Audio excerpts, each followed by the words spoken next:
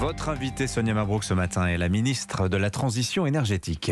Bienvenue ce matin sur Europe 1 et bonjour Agnès Pannier-Runacher. Bonjour Sonia Mabrouk. La sobriété énergétique, c'est vraiment l'objectif fixé en cette période de crise, au risque d'accélérer la récession, comme le dit l'IFRAP. Le think tank Agnès Pannier-Runacher a modélisé les effets du plan de sobriété du gouvernement et les conséquences sur la croissance risquent d'être sévères pour le moins. Alors pas du tout. Et j'ai d'ailleurs réagi à cette publication dont la méthodologie scientifique est plus que douteuse. La sobriété, c'est des mesures de bon sens qui partent du terrain et qui visent à faire la chasse à l'énergie qui est gaspillée. Et lorsque vous éteignez une lumière ou lorsque le ministère de la Transition énergétique met le chauffage à 19 degrés, je peux vous assurer que ça n'aura aucune conséquence sur la croissance. Dans les entreprises, c'est même le contraire. Ce que nous disent les entreprises aujourd'hui, vous savez que, par exemple, les entreprises de la grande distribution se sont mobilisées sur le plan sobriété. Elles ont fait la chasse à toutes ces économies d'énergie, ces ventilations qui tournent quand leurs centres commerciaux sont fermés, ces lumières qui sont allumées toute la nuit.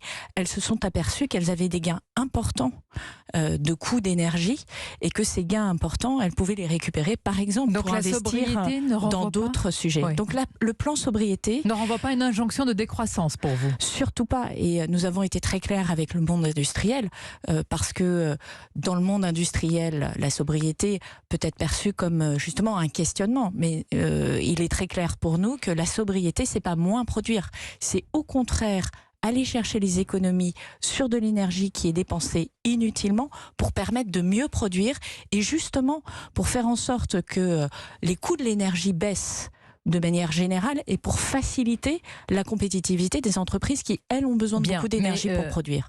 Tout organisme qui contredit vos choix, il est frappé du sceau du manque de rigueur scientifique. Ce matin, Agnès Pannier-Runacher, je vous invite à relire l'étude parce que, en l'occurrence, vous voyez qu'elle n'est pas fondée sur un argument scientifique. Et d'ailleurs, de manière très simple, la sobriété, c'est un objet qui est travaillé par beaucoup d'économistes et qui fait partie des pistes fondamentales pour atteindre la décarbonation. Lutter contre le réchauffement climatique. Il y a 3 enjeux au fond. Il faut économiser l'énergie qu'on gaspille, c'est la sobriété, c'est l'efficacité énergétique aussi, c'est-à-dire faire en sorte de, par exemple, changer vos éclairages pour des éclairages qui sont plus efficients, qui consomment moins d'énergie. On parle des LED. Les LED, ça peut être 50% de gains énergétiques. On touche toujours pas à la croissance là. Et puis, c'est mieux produire des énergies qui sont renouvelables pour sortir des énergies fossiles. L'enjeu étant que ce sont les énergies fossiles qui sont à l'origine du réchauffement climatique. Pas de décroissance. Ce sont aussi les énergies fossiles qui sont à l'origine de notre dépendance énergétique et qui explique les pertes de pouvoir d'achat des Français et la perte de compétitivité des entreprises. Donc l'ennemi, c'est l'énergie fossile. Pas de décroissance, dites-vous, mais en quoi la sobriété est une démarche volontaire? C'est ce que vous dites également. Elle est forcément volontaire?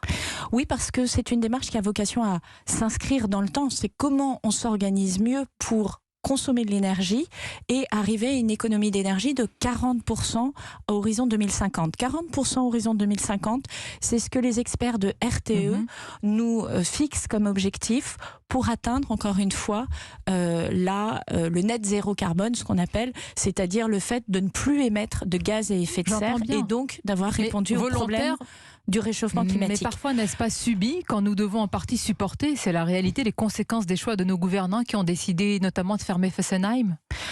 Je pense qu'on mélange plusieurs choses. La sobriété, c'est une démarche que nous avons engagée au niveau des entreprises, au niveau des ministères. De certains choix aussi, Madame la Ministre. C'est une démarche que nous avons engagée qui vise à répondre à l'enjeu de la lutte contre le réchauffement climatique.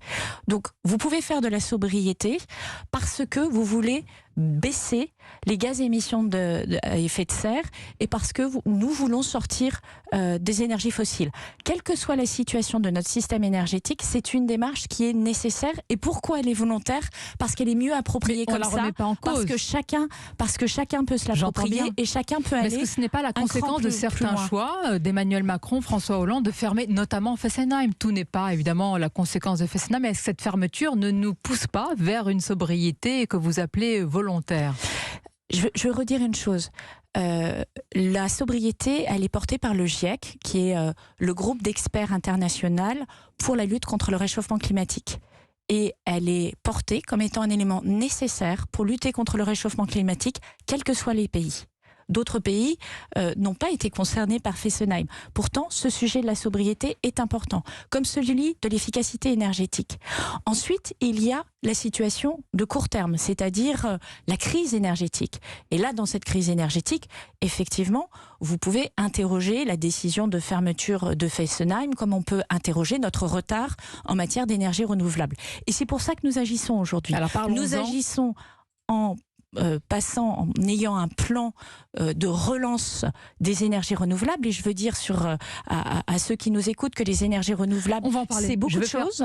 Je veux faire d'abord le nucléaire, Agnès Pannier-Runacher. Nous allons parler, évidemment, vous le portez, ce plan d'accélération sur les énergies renouvelables, mais sur le nucléaire, justement. Donc c'est également un plan de relance du nucléaire. Le Figaro a pu consulter ce matin le projet de loi pour l'accélération du nucléaire. L'objectif du texte serait de raccourcir les délais administratifs afin de poser la première pierre du premier EPR2, ces nouveaux réacteurs, avant la fin du quinquennat. Est-ce que vous confirmez ce matin cette information, cette volonté de votre part? Tout à fait. Je porterai un projet de loi qui permettra d'accélérer, là aussi, l'installation de nouveaux sites, de nouveaux réacteurs nucléaires dans des sites qui sont déjà existants, qui ont des réacteurs nucléaires. Nous avons des réserves foncières. Donc, vous le savez, il y a 2 projets qui sont à Penly. Les 2 réacteurs suivants pourraient être à Gravelines. Et nous lançons le débat public à la fin du mois d'octobre parce que nous voulons tenir notre calendrier sur le nucléaire. Donc première pierre avant 2027 pour une éventuelle entrée en service seulement à l'horizon 2035 ? Tout à fait, parce que ce sont des projets de long terme avec des phases de construction qui sont très complexes, et donc ce calendrier nous amène à un EPR qui ne sortirait pas, qui ne serait pas mis en service avant 2035. Comment aller plus vite, Agnès Pannier-Runacher? Il y aura des dérogations, d'ailleurs, comme les éoliennes en mer, on va en parler tout à l'heure. Autrement dit, est-ce que les projets de réacteurs vont bénéficier de ce qu'on appelle une raison impérative d'intérêt public majeur, de dérogation, par exemple au Code de l'environnement, pour aller plus vite? Alors, notre objectif, c'est sur les sites qui accueillent aujourd'hui des installations nucléaires, de faire en sorte de pouvoir accélérer les procédures administratives. Pourquoi ? Parce que ces sites, on les connaît déjà d'un point de vue environnemental, d'un point de vue d'archéologie préventive.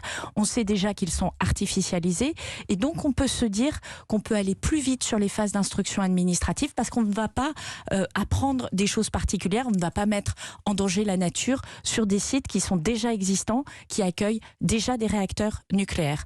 Donc c'est au fond là aussi une mesure de bon sens pour gagner du temps et faire en sorte de construire l'indépendance énergétique de notre pays. Mais ces nouveaux EPR ne pourront pas, malgré tout, mettre à l'abri la France sur le plan énergétique. À ce sujet, Agnès Pannier-Runacher, la programmation pluriannuelle de l'énergie, c'est à l'horizon 2028. Est-ce qu'elle est toujours d'actualité? Moi, j'ai vu hier que la loi prévoit toujours la fermeture de 12 réacteurs nucléaires. On marche sur la tête? Alors, vous le savez, Sonia Mabrouk, cette programmation pluriannuelle de l'énergie, elle a vocation à être revue. Je lance les travaux dans les prochaines semaines, courant octobre. Elle va être balayée, elle va être abrogée. Va être ajustée, c'est très clair. Le président de la République l'a dit lui-même. Les fermetures, la précédente programmation doit évoluer. Elle doit intégrer une accélération de la lutte contre le réchauffement climatique.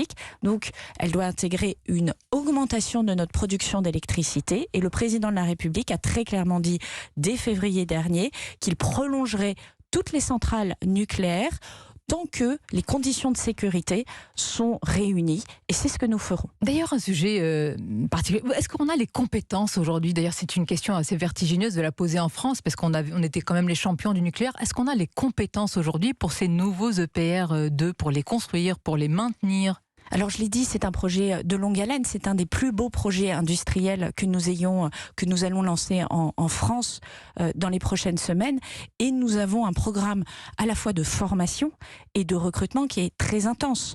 EDF nous indiquait qu'ils auraient besoin de grosso modo 10% des ingénieurs qui sont aujourd'hui formés en France. Ça fait partie de la feuille de route que de travailler sur l'attractivité de cette filière, mais également sur les recrutements et sur la formation. La bonne nouvelle, c'est que pour un projet qui a vocation à démarrer en 2035, eh bien, ça nous laisse le temps de mettre en place les filières et de faire en sorte d'avoir, au moment où on en a besoin, les ingénieurs, les techniciens, les soudeurs, les chaudronniers, qui sont des compétences pointues et qui seront seront embarqués dans une aventure industrielle, mais également, je dirais, collective et au service des Français, sans pareil. Le temps, vous venez de dire le temps, lavez-vous après avoir tant tergiversé sur le nucléaire. Ce matin, certainement nos auditeurs vous écoutent et disent mais combien de temps perdu? Tout cela pour dire aujourd'hui votre volonté, votre ambition sur le nucléaire. Vous savez, Sonia Mabrouk, c'est le président de la République qui en 2017, alors que le mandat, le président Hollande dans le quinquennat précédent avait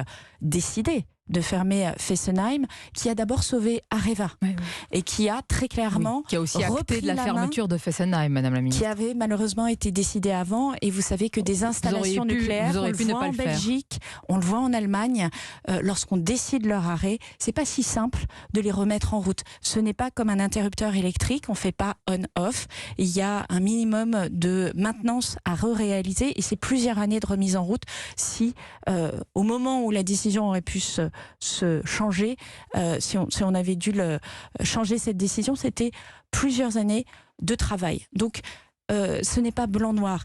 Et c'est le président de la République qui en 2020 a fait du nucléaire l'un des 5 secteurs stratégiques du plan de relance. Certes, c'est le président mais vous reconnaissez qu'il y a eu des années de retard. C'est le président de la République. Non, mais les corriger, c'est bien, Agnès Pannier-Runacher, mais il y a eu ce retard et cette fermeture. Alors, je ne vais pas parler pour les prédécesseurs du président Macron. Hein. Je crois qu'effectivement, il faisait partie du gouvernement précédent.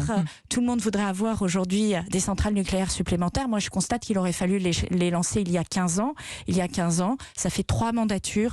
Vous voyez bien que ce n'était pas exactement ce qu'on avait en tête à l'époque, y compris sous la présidence Sarkozy. Donc ne revenons pas sur le lait renversé. Aujourd'hui, on a un plan. Alors, ce plan, c'est la relance du nucléaire. Voilà pour le nucléaire. Les énergies renouvelables. C'est la relance également des énergies renouvelables. Nous n'avons plus le temps d'attendre. Vous étiez, Agnès Pannier-Runacher, d'ailleurs jeudi dernier à Saint-Nazaire à l'inauguration du parc éolien en mer. Que répondez-vous à ceux qui dénoncent ces éoliennes, un non-sens écologique, une aberration esthétique? Qu'est-ce que vous leur dites? Moi, je suis stupéfaite. Parce qu'aujourd'hui, si l'on veut sauver l'espèce humaine, il va falloir réduire les émissions de gaz à effet de serre. Pour sauver l'espèce humaine, il faudra des éoliennes. Sinon, on va tomber de la chaise. Je vais jusqu'au bout, Sonia Mabrouk. Le sujet aujourd'hui, c'est de sortir des énergies fossiles. Les énergies fossiles tuent la biodiversité. Les énergies fossiles créent une dépendance de notre pays qui est majeure et impacte le pouvoir d'achat des Français. Et c'est ça dont il est question aujourd'hui. Les énergies renouvelables, il y en a de différentes natures. Il y a du photovoltaïque, il y a de la géothermie, il y a de l'hydraulique, il y a des éoliennes. Chacune de ces énergies, et je pourrais continuer l'énumération, le parc éolien de Saint-Nazaire, chacune de ces énergies compte pour lutter contre le réchauffement climatique. Oui. Le parc éolien de Saint-Nazaire, c'est 480 mégawatts, alors qu'un réacteur nucléaire, c'est en moyenne 900 mégawatts. Un réacteur EPR, c'est 1650, 3 fois plus, il n'y a pas photo. Je veux dire, en tant que puissance, qu'est-ce qui nous garantit aujourd'hui une puissance additionnelle avec ces éoliennes? Et vous ne m'avez pas répondu sur l'aberration esthétique d'ailleurs. Alors, moi, l'aberration esthétique des coûts et des couleurs, on peut discuter. Je ne pense pas que ce soit une aberration esthétique, mais ça, je dirais que c'est un débat qui sera dans le public. En revanche, ce que je peux vous dire, c'est qu'une fois encore, nous travaillons sur la base de la science et de l'expertise. La science et l'expertise, elle vous dit les choses suivantes. Elle vous dit que si nous voulons réellement récupérer notre souveraineté énergétique, notre indépendance énergétique, il faut plus de production d'électricité et plus de production de chaleur renouvelable. Que les éoliennes marines, et c'est ce que font les autres pays en Europe, c'est ce que fait le Royaume-Uni, c'est ce que font les pays de la Baltique, permettent de concentrer la production d'électricité avec un niveau d'efficacité qui est meilleur que les éoliennes terrestres. Ce que nous dit également les experts, c'est que nous avons besoin et du nucléaire et des énergies renouvelables parce que le nucléaire ne suffira pas et les énergies renouvelables ne suffiront pas. Et donc c'est sur la base de ces constats de travail sérieux, professionnel, que nous construisons une politique énergétique. Ce n'est pas sur la base de j'aime pas ou de commentaires de café du commerce. Quand il s'agit des paysages français, Madame la Ministre, ce n'est pas anecdotique. Ce n'est pas anecdotique, mais ce n'est pas anecdotique non plus d'être dans une situation où nous sommes dépendants de pays. Nous sommes des citoyens, je n'oserais pas vous demander où vous habitez en dehors de Paris. Et si on met un parc éolien devant votre vision quotidienne, je ne sais pas si vous me direz qu'il y a des goûts et des couleurs dans la vie. Moi, je vous répondrai que nous avons des paysages qui ont été modelés notamment par les installations électriques et que les grands poteaux de lignes électriques sont inscrits dans nos paysages. Est-ce qu'ils apportent de la beauté supplémentaire à nos paysages? Je n'en sais rien, mais ce que je sais aujourd'hui, c'est qu'ils apportent de la résilience supplémentaire et qu'ils offrent un service public qui est absolument indispensable. On va conclure. Donc, oui. Les éoliennes, le photovoltaïque, la géothermie, et par pitié, sortons du débat entre nucléaire et énergie renouvelable et abordons la situation. La situation, c'est de sortir des énergies fossiles, c'est d'aller plus vite, c'est de répondre au combat climatique et au combat de la biodiversité. Elle est importante parce qu'elle concerne aussi l'Arménie. Je voudrais quand même en dire un mot. C'est une question sur l'adéquation entre nos principes et nos besoins. Nous sanctionnons la Russie pour avoir agressé l'Ukraine et en conséquence, nous devons trouver des alternatives au gaz russe. Mais ça ne dérange pas l'Europe d'avoir choisi l'Azerbaïdjan qui est en train, en ce moment, de s'essuyer les pieds sur la souveraineté arménienne. Alors, moi, je le redis, l'Europe, elle a condamné et elle est toujours très claire sur ses principes. Elle n'est pas aussi claire sur le gaz azerbaïdjanais. Elle est très claire sur ses principes en matière de droits de l'homme. Elle est un des rares continents à porter cette voix de manière continue. Elle est un des rares continents à prendre ses responsabilités et pas seulement sur la Russie en matière de droits de l'homme. Et je pense que c'est une force et je suis fière d'être dans un gouvernement qui supporte l'Europe et qui supporte ces principes qui sont essentiels pour nos démocraties. Merci Agnès Pannier-Runacher d'avoir répondu à nos questions et bonne journée à vous.